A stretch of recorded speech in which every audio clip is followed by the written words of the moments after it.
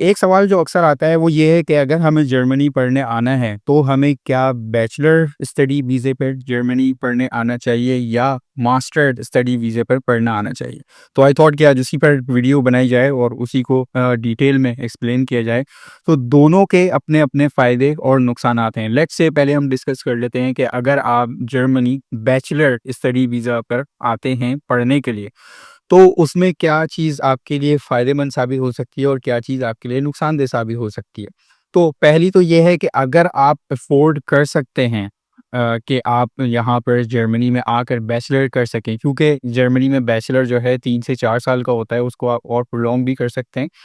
तो अगर आप ये अफ़ोर्ड कर सकते हैं तो वेल एंड गुड, आप ज़रूर जर्मनी बैचलर करने आएँ। लेकिन अगर आपकी अफ़ोर्डेबिलिटी नहीं है तो इट्स बेटर कि आप बैचलर जो है वो पाकिस्तान से करें, क्योंकि पाकिस्तान से ऑब्वियसली बैचलर सस्ता हो जाता है in terms of cost of study भी, और वहाँ की लिविंग कॉस्ट भी एज़ कम्पेयर टू जर्मनी जो है वो कम है। जर्मनी में जब आप आएँगे तो सिर्फ़ आपकी स्टडी फ्री होगी, लेकिन यहाँ पे जो लिविंग कॉस्ट होती है वो एज़ कम्पेयर टू पाकिस्तान वो ज़्यादा होती है।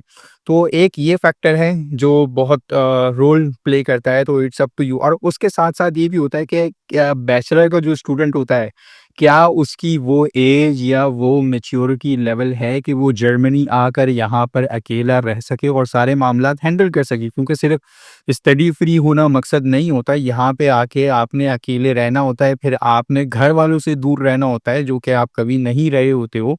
तो क्या उस स्टूडेंट में, उस बच्चे में वो मैच्योरिटी है कि वो यहाँ पर आकर अकेले रह भी लेगा और फैमिली से दूर, फिर अपने घर के तमाम मामलात को हैंडल भी कर लेगा। मतलब आपने घर को देखना है, घर की साफ-सफाई, और फिर आपने पढ़ाई को देखना है, और फिर आपने पढ़ाई के साथ-साथ अपनी जॉब को भी देखना है। ऑब्वियसली अगर आप अफ़ोर्ड कर सकते हो तो वेल एंड गुड कि आप कोई जॉब ना करें, आपने सिर्फ़ फिर यहाँ पे पढ़ाई और अपने घर को देखना होगा, जो कि खाना पकाना, सफाई-वफ़ाई, कपड़े-वपड़े धोना, इस तरह के जो घर के काम होते हैं वो, और फिर सिर्फ़ आपने अपनी पढ़ाई को देखना होगा। लेकिन अगर आपकी अफ़ोर्डेबिलिटी नहीं बनती और आपको पता है कि वहाँ पे जाके आपने अपने एक्सपेंसेस खुद उठाने हैं, तो फिर अगेन आपकी एज, आपका मैच्योरिटी लेवल, ये बहुत मैटर करता है कि आप उस लेवल पे, उस एज पे, उस मैच्योरिटी लेवल पे हैं कि आप अपने घरवालों से दूर रह सकते हैं, आप अपनी पढ़ाई को at the same time handle कर सकते हैं। पढ़ाई का जो भी प्रेशर होगा, अच्छे बुरे टाइम यहाँ पे आते हैं, आपके ऊपर बीमारी भी आती है, सेहत तंदुरुस्ती भी आती है, उसमें आपने देखना होगा, आपने अपनी जॉब को देखना होगा, आपने अपने घर को देखना होगा।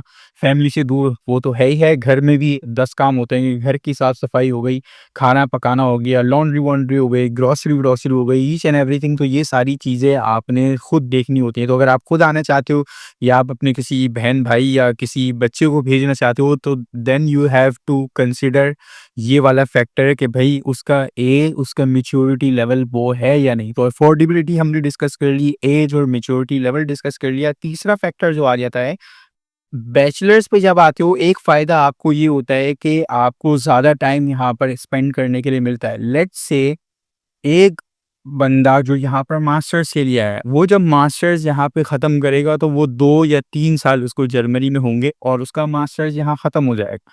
लेकिन एक बच्चा जो यहाँ पर बैचलर्स के लिए आया है, तो लेट्स से बैचलर्स 3 साल या 4 साल में उसने ख़त्म किया, उसके बाद 2 से 3 साल में उसने अपना मास्टर्स ख़त्म किया। तो जब वो मास्टर्स ख़त्म करेगा तो बाय दैट टाइम उसको यहाँ पर 6, 7, 8 साल हो चुके होंगे। Which is good. जब अगर आप पाथवे पे जाते हो कि अगर आपने यहाँ पे पीआर लेनी है, आपने नेशनैलिटी लेनी है, तो वो टाइम यहाँ पर काउंट करेगा। तो उस लिहाज से बैचलर्स के लिए आना यहाँ पर अच्छा है और मास्टर्स के लिए आना यहाँ पर इतना अच्छा नहीं है। लेकिन ये सिर्फ़ ये बात है, अगर सिर्फ़ इस फैक्टर को आप कंसीडर करें। एक जो नेगेटिव है बैचलर्स में आने का, वो ये है कि जब बैचलर्स के लिए बच्चा यहाँ पे आता है स्टूडेंट, तो उसके पास इतना एक्सपीरियंस नहीं होता एज़ कम्पेयर टू जो बैचलर्स करके आता है मास्टर्स करने के लिए। लेट्स से आप पाकिस्तान से बैचलर्स कर रहे हो और आपका 4 साल का बैचलर्स है, तो आपके पास वहाँ अपॉर्च्युनिटी है। एक तो आपकी कॉस्ट कम खर्च होगी वहाँ बैचलर्स की, उसके साथ आप अपनी फैमिली के साथ भी रह रहे हो, और उसके साथ-साथ आप जॉब करके वर्क एक्सपीरियंस भी ले सकते हो, और उसके साथ-साथ फिर आपकी एज भी बढ़ती है, तो आपका मैच्योरिटी लेवल भी वो हो जाता है कि यहाँ पर आके आप अच्छे बुरे टाइम, प्रेशर और ईच एंड एवरीथिंग आप हैंडल कर सकते हो।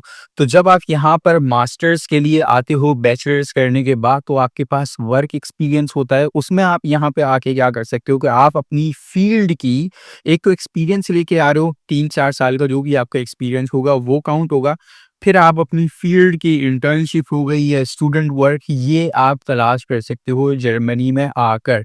मतलब आपके पास 3 ऑप्शन होंगे, या तो आपने इंटर्नशिप तलाश करनी है या आपने एज़ अ वर्किंग स्टूडेंट यहाँ पे काम करना है। तीसरा ऑप्शन ये है कि आपने और जॉब करनी है। और जॉब मतलब यहाँ पे रेस्टोरेंट्स हो गए या सफाई-सुथराई, ये इस तरह के काम होते हैं। यहाँ पे गाड़ियों की कंपनी जैसे हमने किया था, वॉक्सवैगन, पोर्शे और इस तरह की अमेज़न, ये जॉब होती है बड़ी हार्ड वर्किंग ना। मतलब इसमें आपको अपनी कमर, अपना जिस्म पूरा तोड़ना होता है। सुबह 5-5 बजे आपने उठना होता है, क्योंकि 6 बजे की शिफ्ट होती है। और अगर वो दूसरे शहर में है तो फिर जैसे हम करते थे, हमें मिटवाइडा से हमें लाइप्ज़िग जाना होता था, तो हम रात को 11 बजे निकलते थे अपने घर से, क्योंकि मिटवाइडा से 12 बजे के बाद कोई ट्रेन नहीं जाती थी केमनिट्ज़ के लिए। और केमनिट्ज़ से हमने लाइप्ज़िग की ट्रेन पकड़नी होती थी, जो कि केमनिट्ज़ से निकलती थी साढ़े 4 पौने 5 बजे के टाइम, क्योंकि हमें 6 बजे वहाँ पहुँचना होता था। तो हमें केमनिट्ज़ से साढ़े 4 पौने 5 बजे की ट्रेन लेनी होती थी टू द सिटी लाइप्ज़िग। अब मिटवाइडा से हमें 11 बजे क्यों निकलना होता था? क्योंकि लास्ट ट्रेन जो है मिटवाइडा से केमनिट्ज़ के लिए जाती थी साढ़े 11 बजे, सही है? और अगर हम वो ट्रेन छोड़ देते, तो फिर हम केमनिट से सुबह साढ़े 4 पौने 5 बजे की जो लाइब्रेरी की ट्रेन जाती थी, वो नहीं पकड़ सकते होते, क्योंकि मिटवाइडा से अर्ली मॉर्निंग पहली ट्रेन 5 बजे निकलती थी केमनिट्स के लिए।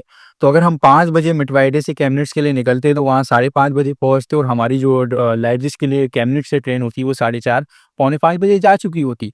तो इस तरह की ख्वारियाँ होती हैं, इस तरह की जॉब में, कि हम रात को 11 बजे निकलते थे, सुबह 6 बजे की शिफ्ट करने के लिए लाइप्ज़िग में, और वहाँ से फिर दोपहर को 2 बजे हमारी जो छुट्टी होती थी।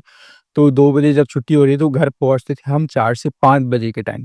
तो और उसके अंदर जाके भी बहुत हार्ड वर्किंग, मतलब आपने 10-10, 15-15 किलो की ना ग्रिल्स उठानी होती हैं, सफाई-सुथराई करनी होती है। तो ये बहुत हार्ड वर्किंग जॉब्स होती हैं इसमें आपने। और उस वक़्त मतलब यहाँ पे सर्दी भी होती है, और सर्दी में इतनी कि आधी-आधी पिंडलियों तक जो है ना आपकी बर्फ़ आ रही होती है। तो आप सोच लें कि उस वक़्त में सुबह को साढ़े 4-5 बजे उठना, या रात को 11 बजे उठ के आपने जॉब के लिए जाना है, और उसमें हार्ड वर्किंग इतनी जॉब करनी है, और 8-8, 10-10 घंटे की वो शिफ्ट हो जाती है, क्योंकि 8 घंटे की जो शिफ्ट होती है, 2-3 घंटे आपके आने-जाने के लग जाते हैं। तो इस तरह की जॉब्स करने का ऑप्शन आपके पास ये तीसरा होता है। तो मास्टर के जो स्टूडेंट्स होते हैं ना, उसके पास 2 एडिशनल ऑप्शन होते हैं, कि वो ये और जॉब छोड़ के अपनी फील्ड की जॉब तलाश करे, वर्किंग स्टूडेंट या इंटर्नशिप, और उसमें आपको पैसे भी ज़्यादा मिलते हैं। मतलब लेट्स से अगर मिनिमम वेज अभी ना €9 €10 के अराउंड चल रही है, तो ज़रूरी नहीं है। और ज़्यादातर बल्कि यही होता है कि स्टूडेंट जॉब या इंटर्नशिप के अंदर आपको 16 से फिर 18, इवन €19 पर आवर तक मिल रहे होते हैं। एज़ कम्पेयर टू जो ये स्टूडेंट जॉब जो होती है, जो ऑड जॉब्स होती हैं, उसमें आपको एक तो मिनिमम वेज मिल रही होती है, और आपको अपना जिस्म बहुत तोड़ना पड़ता है। तो मास्टर स्टूडेंट के पास ये फ़ायदा होगा कि वो बैचलर्स करके 3-4 साल का अपने साथ एक्सपीरियंस लेके भी, पढ़ाई भी ज़्यादा लेकर यहाँ पे आएगा, तो उसके पास ज़्यादा चांसेस होंगे कि वो कोई स्टूडेंट जॉब जो कि उसके अपनी फील्ड की हो, या इंटर्नशिप तलाश कर ले अपनी एक्सपीरियंस की बेस पे। रादर देन जो ये जो बैचलर स्टूडेंट होगा, उसके पास एक्सपीरियंस नहीं होगा, वो इंटरमीडिएट करके आया हुआ, या 13 साल की पढ़ाई करके वो यहाँ पर आया होगा ना, तो उसमें उसको यहाँ पर आके ज़्यादा उसको चांसेस ये होंगे, वो उसको स्टूडेंट जॉब या इंटर्नशिप मिलने के कम चांसेस होंगे, होते फिर भी हैं, लेकिन फिर भी कम होते हैं। और फिर उसको क्या करना पड़ेगा, अगर वो उसको अफोर्डेबिलिटी नहीं है, मतलब अगर उसने जॉब करनी है, तो फिर उसके पास वन एंड ओनली ऑप्शन यही रह जाता है कि उसने और जॉब्स करनी है रेस्टोरेंट्स के अंदर, या कहीं भी इस तरह की ना, कैफेटेरिया, मेंज़ा, मतलब बर्तन धोने के काम हुआ है, साफ-सुथराई के काम हुआ है, या इस तरह हैवी जो है ना काम हो गए, तो उसके पास वो ऑप्शन होगा। तो ये एक फैक्टर है कि आपके पास वर्किंग अपॉर्च्युनिटी, मतलब ऑप्शंस आपके पास ज़्यादा होंगे। सिर्फ़ और जॉब के आपके पास ऑप्शन नहीं होंगे। तो ये सारे फैक्टर रोल प्ले करते हैं। अब होता क्या है, हर किसी की अपनी-अपनी सिचुएशन होती है ना। अब ये अपनी सिचुएशन आप खुद जानते हो, ठीक है? अब अगर मैं कहूँ कि अगर आप अफ़ोर्ड कर सकते हो कि विदाउट डूइंग अ जॉब आप यहाँ पर पढ़ाई कर सकते हो, और आप पाकिस्तान में रहते हो, तो मैं कहूँगा कि भाई पाकिस्तान से तो जितना जल्दी हो सके आप निकलना चाहता है हर कोई बंदा। तो अगर आप अफ़ोर्ड कर सकते हो, वेल एंड गुड, आप बैचलर्स करने ही यहाँ पर आ जाओ। अच्छा, एक और फैक्टर ये भी है कि पाकिस्तान में एज़ कम्पेयर टू जर्मनी पढ़ाई थोड़ी-सी आसान है। वहाँ पर आप रट्टा लगा सकते हो, वहाँ पर आप मतलब अ, इधर-उधर से देख के भी पास हो सकते हो। जर्मनी में बहुत स्ट्रिक्ट रूल्स हैं। यहाँ पे एक तो रट्टा नहीं है, फुल जो है ना आपको अगर बैचलर्स करने आप आते हो ना तो आपको पूरी लॉजिक समझ के आपको मतलब पूरा कॉन्सेप्ट समझ के आपको पढ़ना होगा और यहाँ पे 5 इयर्स और 10 इयर्स जैसे वहाँ पे पाकिस्तान में होती है ना उस तरह का कोई कॉन्सेप्ट नहीं है कि पिछले सवाल आपको पता चल रहा है कि यार पिछले 5-10 साल में कौन से सवाल आ रहे थे तो उन्हीं सवालों की बस मैं तैयारी कर लूँ और उनका भी सिर्फ मैं रट्टा लगा लूँ मतलब इस टेक्स्ट के मार्क्स मिल जाएंगे मुझे। तो जर्मनी में इस तरह का कॉन्सेप्ट नहीं है, जर्मनी में काफ़ी स्ट्रिक्ट है मतलब आपने कॉन्सेप्ट समझना है, आपने लॉजिक समझनी है और आप रट्टा नहीं लगा सकते और एग्ज़ाम में कोई भी सवाल आ जाएगा और ऐसा भी नहीं है कि आपको क्या कहते हैं वो शॉर्ट करके देते हैं ना कि भई 100 सवाल है तो 100 में से 20 जो है ना सर ने मार्क कर लिए और उन 20 में से ही अब सवाल आएँगे तो वो एग्ज़ामिनेशन की आपने उसमें से तैयारी करनी। तो ऐसा सीन जर्मनी में नहीं होता। तो आई वुड सजेस्ट मेरी जो पर्सनल चॉइस है, मैं भी यहाँ पर मास्टर्स करने के लिए आया था।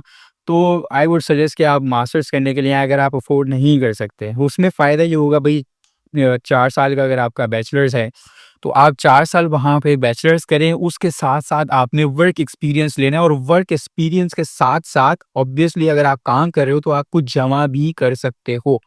ठीक है, आपके पास सेविंग्स भी होगी, तो आपको वर्क एक्सपीरियंस मिल रहा है, आपके पास सेविंग्स भी हो रही है, आप इतने एज वाइज़ आप इतने और अ सेंस वाइज़ मतलब आप इतने मैच्योर हो रहे हो कि आप यहाँ पर आकर सारे अच्छे-बुरे, सिया-सफ़ेद जितने भी इस तरह के टाइम होते हैं, वो आप यहाँ पर गुज़ार सकोगे अकेले फैमिली से दूर रादर देन एक 18, 19 या 20 साल का बच्चा यहाँ पर आ जाए और वो पहली दफ़ा अपनी फैमिली से दूर रह रहा हो, फिर घर में अकेला रह रहा हो, फिर घर के सारे काम उसने खुद हैंडल करने हों, खाना-पीना, पकाना, सेहत, बीमारी, ग्रोसरी, इस कपड़े-वपड़े ये ईच एंड एवरीथिंग उसने खुद हैंडल करनी हो, उसके साथ-साथ पढ़ाई देखनी, उसके साथ-साथ जॉब देखनी, जॉब के अलग जॉब ना मिलने का अलग एक प्रेशर होता है, पढ़ाई अच्छी नहीं जा रही होती, उसका अलग प्रेशर होता है। तो I would suggest it's better कि अगर आप अफ़ोर्ड नहीं कर सकते then you stay in Pakistan, आप वहाँ पर 4 साल का बैचलर्स करें, उसके साथ काम करें, अपनी कुछ सेविंग्स करें, वर्क एक्सपीरियंस उठाएँ। उसके बाद जब आप यहाँ पर मास्टर्स करने के लिए आते हैं, तो फिर आप मास्टर्स करने के लिए यहाँ पर आएँ और फिर आप उसके साथ-साथ अपनी इंटर्नशिप ढूँढें या स्टूडेंट जॉब अपनी फ़ील्ड की आप जॉब ढूँढें और फिर वो ज़्यादा आपको मिलने के चांसेस होंगे on the basis of your experience which you have gained back in Pakistan. आप फाइनेंशियली भी थोड़ा-सा स्ट्रॉन्ग होगे as compare to bachelor student क्योंकि आपने 4 साल जो काम किया है, उसमें आपके पास सेविंग्स भी कुछ होंगी। तो that's all from my side. अगर इसमें आपके कोई सवाल हो, कोई फीडबैक हो, कोई भी अगर आप कुछ ऐड भी करना चाहते हो let's say if I miss any point या आपके और कोई सवाल हो तो आप वीडियो के नीचे उसको कमेंट कर सकते हैं। I will try to get back to you as soon as possible. तो वीडियो अच्छी लगी हो तो लाइक, कमेंट, सब्सक्राइब ज़रूर कर दीजिएगा। मिलते हैं आपसे नेक्स्ट वीडियो में। अपना बहुत सारा ख्याल रखिएगा। अल्लाह हाफ़िज़।